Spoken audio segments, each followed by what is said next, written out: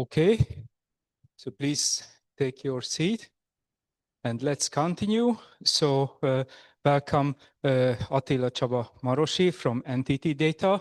And this talk will be on AI from a high performance computing perspective, CPU, GPUs, and the quantum convergence. So please.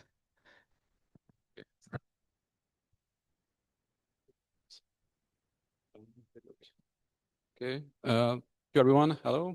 I am Attila, Csaba, Marosi from Entity Data, and this is my talk about AI from a high performance computing perspective, CPUs, GPUs, and the quantum convergence, but mainly about the quantum convergence. But first, a little bit about where I am from, so Entity Data. So Entity Data is a global company headquartered in Tokyo, Japan. It's originally a telco company, so it was the original Japanese telco company. Entity stands for Nippon Telegraph and Telephone, actually. So it's present in 80 countries, has over 200,000 employees. So it has several focus as a strategic priorities like data center growth, AI and IoT integration, sustainability, and next generation networks.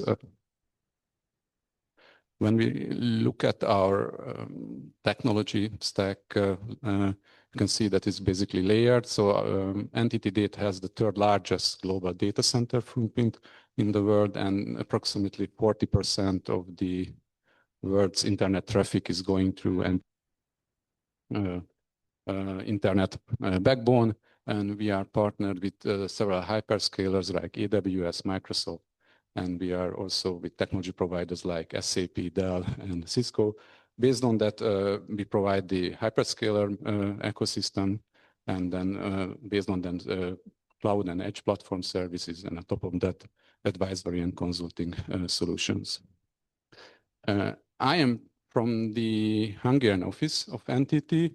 So this was established in 2001. We have currently over 180 employees. We are headquartered in Budapest. So we have 4 focus areas. So data center and networking, internet and hybrid infrastructure, AI, Gen AI, and AI Ops. So AI, both hybrid and private AI. AI Ops refers to AI-based IT automation. So solving monitoring and remediation issues using AI super technologies. And finally, cybersecurity. With that out of the way, let's focus on today's topic. First, I would like to start with high performance computing and a little bit of background of what supercomputers are. There's a definition, if you want to give a definition, so a good definition is for a supercomputer is a computer system that can solve complex computational tasks faster than an average for the current technology level within a time frame that makes the results relevant. So basically, we can achieve results faster than we would be able normally, and faster means that they should be still the results relevant. So classically, supercomputers are built using CPUs, GPUs, memory, interconnect, storage network. So it's nothing fancy here. Running Unix, now typically Linux operating systems, and typically accessed using some kind of job scheduler, mainly Slurm, and provide some kind of parallel programming environments like MPI or OpenMP. The traditional use cases were simulation, big data analytics, and currently more and more AI training and inference workloads dominate actually the landscape. The history, actually supercomputers can be stemmed from the Cray 1. You can see it on the top picture. It's more like, looks like more like a furniture than actually a supercomputer. So back then they were more interested in style. Now supercomputers have outgrown these. On the bottom picture, you can see the creator, Seymour Cray, of the Cray 1, actually Cray 2 supercomputers.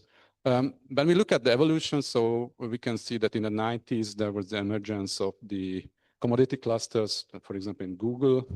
Then in 2008, we have the first petascale, and 2022, the first exascale computers. And currently, GPUs and AI accelerators dominate actually the supercomputing landscape. So these pave the way for AI first supercomputers, which are the AI factories, which you already heard about. You can find that the top 500 link on the bottom, the top 500 most powerful computers.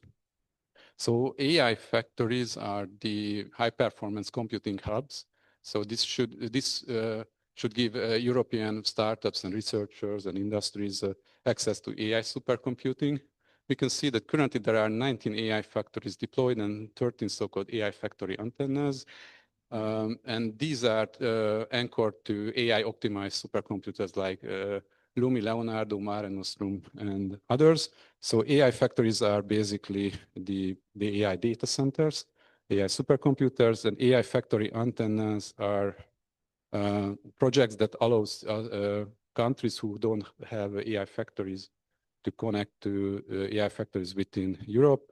Within the 13 AI factory antennas, there is one in Hungary, it's called Hunajfa. It's started recently and it's connected to Jülich, the Jülich Supercomputing Center, and JI, so the Jülich AI factory. And these AI factories and later gigafactories are coordinated by Euro HPC. So it's in the form of joint undertaking. So it's a public-private ownership function. When we look at Euro HPC, so this is where in Europe the traditional HPC AI and quantum computing converges.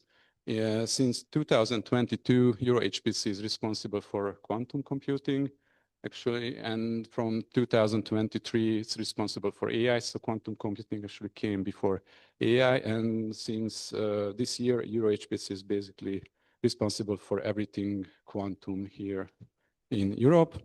In that frame, there are 10 quantum computers being deployed, or some of them are already deployed. So it's in totally 120 million euros. All computers are coming from European manufacturers. So there is no clear winner, which qubit technology will be the winner. So there are 6 different technologies used, 650 qubits in total will be used. And all are gate-based, except one, which is annealing. When we look at the convergence of HPC AI and quantum computing, you can see several key challenges. So we have CPUs, GPUs, and QPUs, so quantum processor union resources deployed, and this should be not treated as separate stack, which should be treated as together. So the first challenge is how to integrate them in a hardware manner. The second one, that typically when we try to access these, we have different programming model, different access models, and we should rather have a single unified access model for them. Furthermore, the portfolio of quantum algorithms are maturing, but still not complete, and there are other bottlenecks which makes the usability of such algorithms challenging. And these algorithms are typically not running in isolation, so they are not, for example, QPU only. They should be thinking about hybrid algorithms, which are using traditional resources, CPU, AI, and GPU resources. So the lucky thing is that there are some emerging enabling technologies like Kubernetes and Spank for batch scheduling, the Munich quantum software stack, NVQueling, which is a quantum GPU interconnect, Q2Q from NVIDIA, and QBridge, which provides the HPC quantum integration solution. So when we look at the convergence from hardware perspective, we can see that the approach is modular. The top picture is from Jülich Supercomputing Center. Here we can see there are different modules for AI, traditional computing, and also for quantum computing. So this allows hybrid pipelines and basically allows efficiently deploying and scaling these solutions. So this can be blueprint for the next generation of systems. When we look at the possible architectures, so I put here two approaches. On the left side, we can see a more high level. So we can there see the traditional components like user management, resource management. We can see a jobs queue, which is a hybrid job queue. And then we can see at the bottom the different resources. You can see that one resource has 2 CPUs and the other resource has like 3 additional virtual GPUs.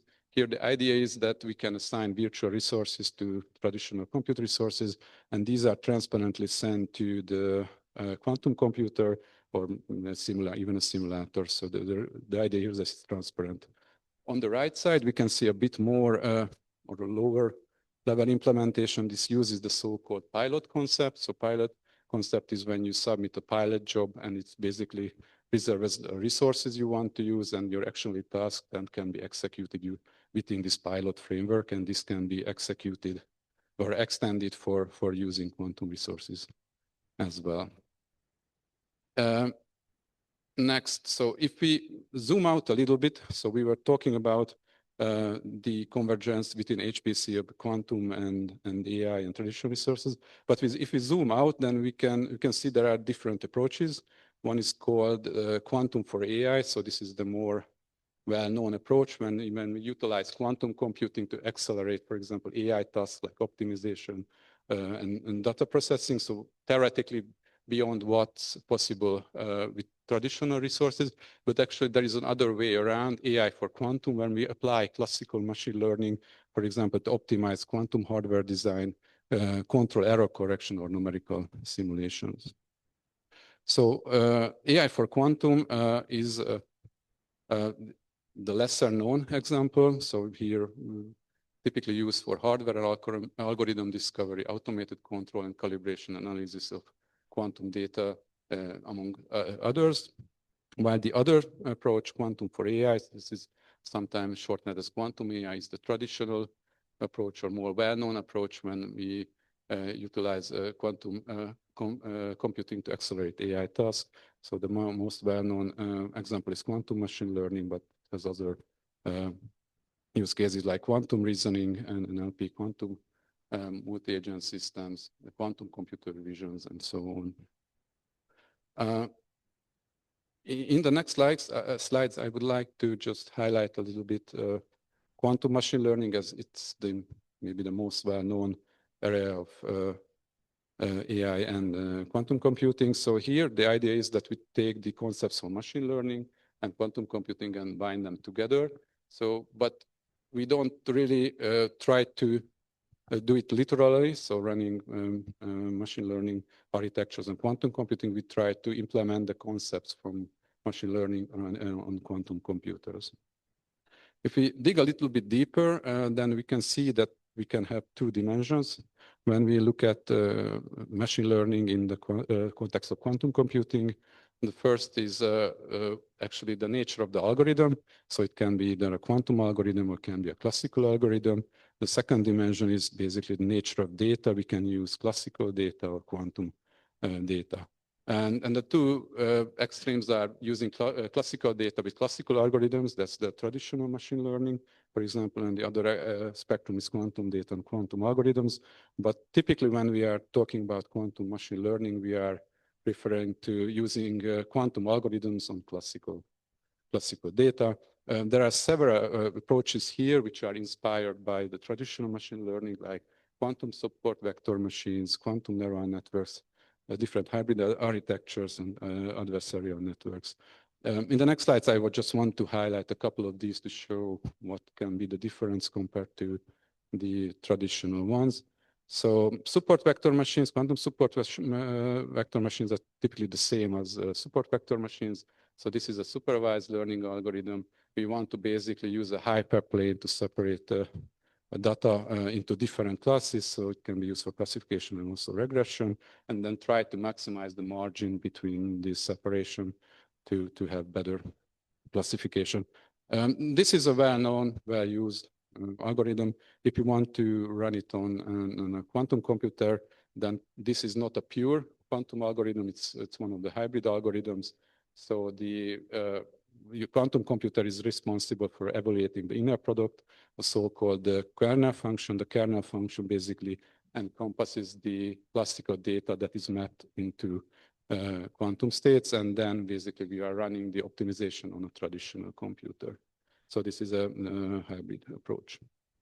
The next one is called quantum neural networks. So this is inspired by traditional neural networks. Here we can see that in the traditional neural networks, we have input data, then we have layers and apply weights to the transformation, and then we have some kind of activation function and use the output.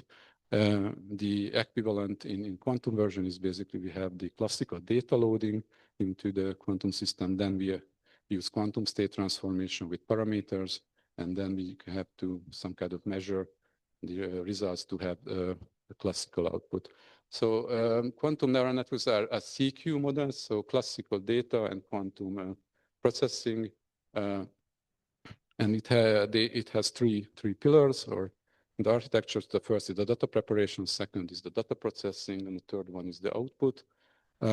So the first one, typically data loading, is done from a classical computer. So we need to load into data to the quantum computers. This will be always a bottleneck because quantum computers work with quantum states. So we use something called the feature map to actually load the data. We need to normalize the data before that. And typically we have to use some kind of dimensionality reduction method because the number of dimensions typically won't fit our quantum hardware because we are limited by the number of qubits and the number of circuits that we can apply. The second one is actually, I think, the most interesting part. This is the processing engine. So here we create basically something called a variational form. So this is a parameterized circuit. Here we can see that here we use the theta parameter. So the horizontal lines represent qubits. And then we have operations. So this is a rotation operation. Ry we are applying onto all qubits. And the qubits are connected with the CNOT gate. And we are basically repeating the layer. And then we have to basically train the layer by calculating the exact values for theta instead of the weights.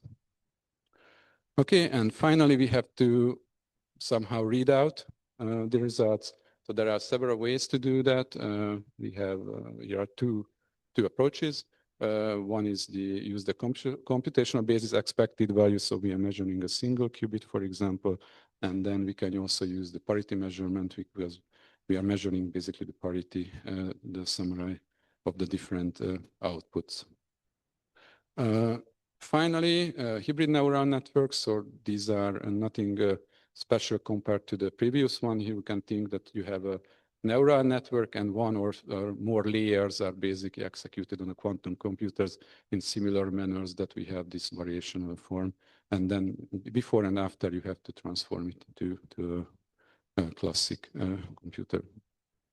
So this is all good, but the question is there actually any speed up there? And the answer is more nuanced, actually, that theoretically there are a couple of papers which argue that there is a solid foundation that in theory the speed up is there both for supervised and unsupervised approaches, but as typically you should read the fine print to determine, and the general answer is we are not there yet. And a little bit finally about the outlook of quantum machine learning. So it's in its early days, basically. It's still being discovered what works and what doesn't work. So and as I mentioned previously, it's still the big question whether it can do anything actually better or not.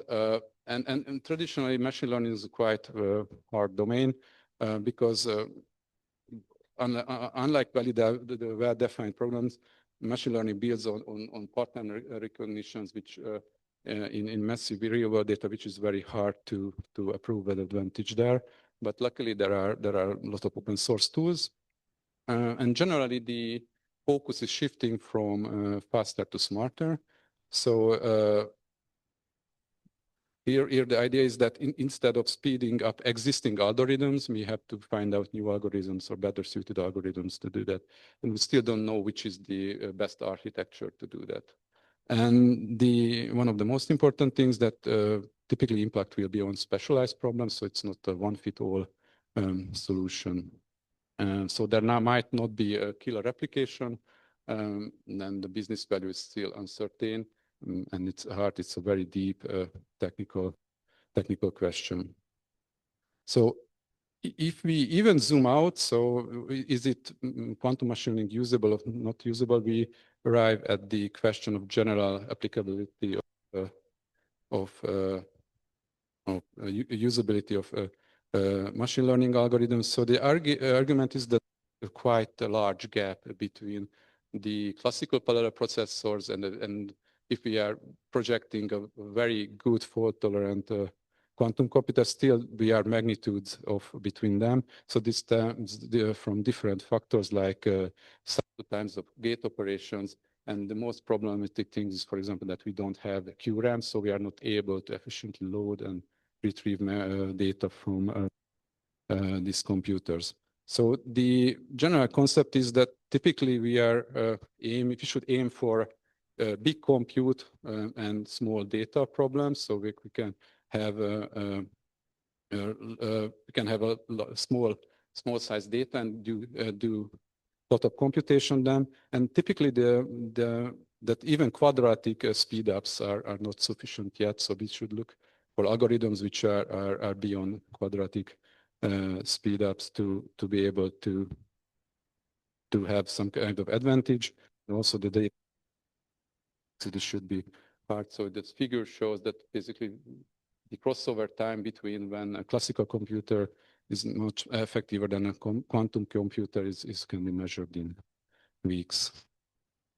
So in summary, so in HPC, AI and quantum are converging into one platform. So quantum and AI can reinforce each other in two directions. So we have the more well-known direction, quantum for AI, but there is also AI for quantum. And typically not pure, but hybrid architectures are or will be the path forward. We have very open challenges, the convergence, unified hardware integration, software stacks, and orchestration as well. And typically the quantum computing will be not from, will come from specialized domain-specific use, so not general use cases. So it will complement classical computing and not replace it. And finally, I collected here the references used for the presentation, and thank you very much. Thank you very much, Attila. It was a very interesting talk to see the future. Time for questions. I cannot see, so then it's time to me to ask. So one of the things which I would like to ask, if you would go back to page 15, and you had this nice matrix, and the question is the quantum data classical algorithm part, which is the top right. So what do you think on this? What kind of examples? Because from my perspective, this is what we have done so far. So for example, in high energy nuclear physics, we are collecting data, we digitize it, and then turn to classical algorithm. So, but this is my personal perspective. So what do you think on it? Maybe let's switch. I think this is a bit better. Yeah, so I agree. It's basically that use case. So typically, so these four use cases are shown, but when we are talking about quantum machine learning, typically this is the bottom left one, which is typically considered, and this is what advanced. The others are typically used for completeness sake. So if you look at the top right one, that can be considered as that running basically classical machine learning algorithms, just the collection from data is from different devices. Yes. Mm-hmm. Other questions? Just a very short question. Maybe you cannot answer that you talked about the AI factories at the beginning, and as far as I know, it is still in progress, the Yes. build-up of the Jülich supercomputer. So do you know, can you tell anything about maybe the time frame when that may be, and also the research community? Okay, unfortunately I don't have about the time frame, but the access is typically in Hungary will be to the AI factory antenna project. So there is in the Hunaifa, which is I think it's started recently. So and there is typically steps towards how to access it, because so for example in Hungary we have the Hungarian Research Cloud. So if you need that kind of resources, then you can use the Hungarian Research Cloud. If you want to go beyond that, then you can use Commodore, for example, and even you can use Leonardo, that's in Italy. But if you need specialized hardware, then through the Hunaifa, you can go into Jülich and use the AI resources, and even there is actually now a quantum D-Wave-based annealing type quantum computer deployed there, which can be also accessed there. Other questions or remarks? If not, then I still have. So, I mean, I'm also a member of the CERN Quantum Technology Initiative, which aims to bring together the quantum technologies to apply this in very large scale in the world's largest accelerator facilities in these huge experimental collaborations. And one of the things which we learned from our side that it's mostly the devices and the protocols are not standardized. Can you comment something on this, because you are in this from the business side somehow? So how do you see that are there already standards which are stronger than the others? Are there already directions which we should follow, or how this looks from the perspective of a company or entity data? I think it's still maturing. So rather than having, let's say, standardization, we have de facto standard like tools which are best used for that, but still maturing. So if we are typically looking at this hybrid HPC quantum and AI resources, there is very active research area. So there is no single solution. That's from a research perspective, very interesting. From the business side, there is no clear winner yet. Okay.